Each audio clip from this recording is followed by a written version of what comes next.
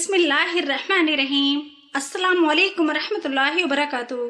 आप सभी कैसे हैं? उम्मीद करती हूँ सभी लोग बहुत अच्छे होंगे और अल्लाह सभी को कामयाबी अता फरमाए। जो बीमार हैं उनको शिफा अता फरमाए, आमीन। मुमकिन है आपका सब्र आपको उस मकाम तक ले जाए जहाँ आप सोचें और आपको नवाज दिया जाए। अल्लाह ताला को सब पता होता है आपके दिल में क्या है। अगर आपको ये लगता है कि आप किसी के सामने रो नहीं पाएंगे तो आप रात के अंधेरे में अल्लाह के सामने रोइए, अल्लाह से दुआएं करिए। वो तन्हाई का वक्त होता है, उसमें कोई किसी को नहीं देखता, सिर्फ अल्लाह के सिवा।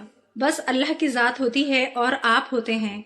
आप बस तहज्जुद की नमाज पढ़ें। जब आप अल्लाह से मांगते हैं तो अल्लाह को आपका गिड़गिड़ाना, रोना बहुत पसंद आता है। रात की इबादत का जो मजा होता है ना, एक सुकून होता है, वो सिर्फ अलग ही होता है। मैं सभी को बोलना चाहूंगी कि आप बावजू रहा करें, क्योंकि जब हमारा वजू रहता है तो शैतान हम पे हावी नहीं होता।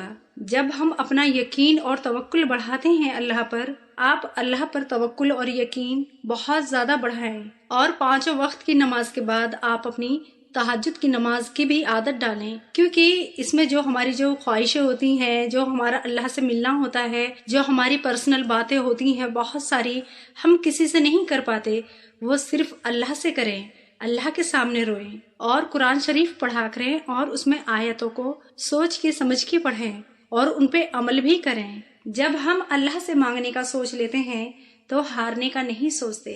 जब हम अल्लाह से मदद की फरियाद करते हैं, ये तो फिक्र ही नहीं करते कि मुखालिफ कौन है। आजमाइशें हमेशा आपकी उन चीजों के लिए होने वाली मोहब्बत या परखने के लिए नहीं आती जो आपसे दूर कर दी गई है।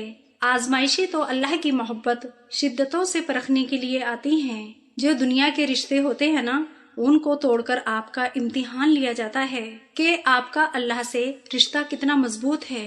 जो आपकी चाहतें होती हैं उनको दूर करके आपको आजमाया जाता है कि आप हकीकी से कितना करीब हैं। ये रुकावटें इसलिए नहीं हैं जो आप मांग रहे हैं वो आपके नसीब में नहीं हैं, बल्कि ये रुकावटें तो इसलिए हैं क्योंकि आपकी कबूलियत से पहले आपको कबूल करने वाले के पास पहुंचना है। ये जो दर्द है ना जिससे आप अभी गुजर रहे हैं, ये अल्लाह के मंसूबे का हिस्सा है। पहले आपको उसके पास ले जाया जाता है जिसके लिए आपको पैदा किया गया है, यानी अल्लाह के पास। फिर आपके पास सब कुछ वापस खींच लाया जाता है जिसे आपके लिए पैदा किया गया है। और आप ये बात याद रखें, अल्लाह हर एक किसी को अपने पास लौट के आने का मौका देता है। अल्लाह हर एक किसी को अपनी मोहब्बत अता नहीं करता। अगर अल्लाह ने आपको अपनी मोहब्बत के लिए मुंतखब किया है तो आप ये बात जान लें, वो आपके लिए पहले से ही सब कुछ तैयार कर चुका है। जो आप अल्लाह से मांगते हैं, अल्लाह के प्यार के लिए जिनको चुन लिया जाए, उनसे कायनात की हर एक चीज प्यार करने लगती है।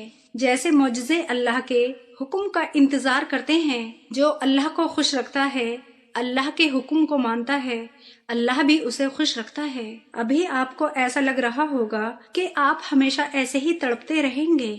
मैं आपको एक हकीकत बताती हूँ, जिस मकाम पर आप हैं सबको ऐसा ही लगता है। जो आपके अंदर खौफ होता है ना, वही आपको इंसान बनाता है। लेकिन उस खौफ के बाद भी आपका यकीन का इंतखाब करना, आप जानते हैं, आपको मोमिन बनाता है। और आप जानते हैं ना, जो मौजज़े होते हैं वो मोमिनों के लिए ही होते हैं और ईमान लाने वालों के लिए हर एक वो चीज जो दिखाई देती है, हर एक वो चीज जो नजर से बाहर है, बस आपको अल्लाह पर यकीन रखना है। आपसे पहले जिन्होंने अल्लाह पर यकीन रखा, अल्लाह ने उनके लिए ऐसे ऐसे करिश्मे दिखाए थे जिन्हें पढ़कर या सुनकर ही रोंगटे खड़े हो जाते हैं। वो भी शुरू में चंद लम्हों के लिए घबराए थे।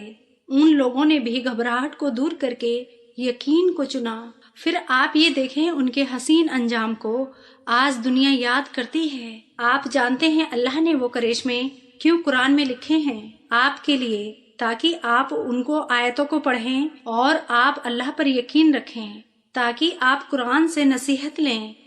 आप अल्लाह पर समुद्र पे चलने जैसा यकीन रखेंगे, तभी तो अल्लाह आपके लिए रास्ते बनाएगा।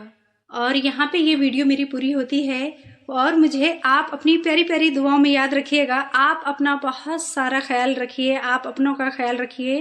अल्लाह हाफिज।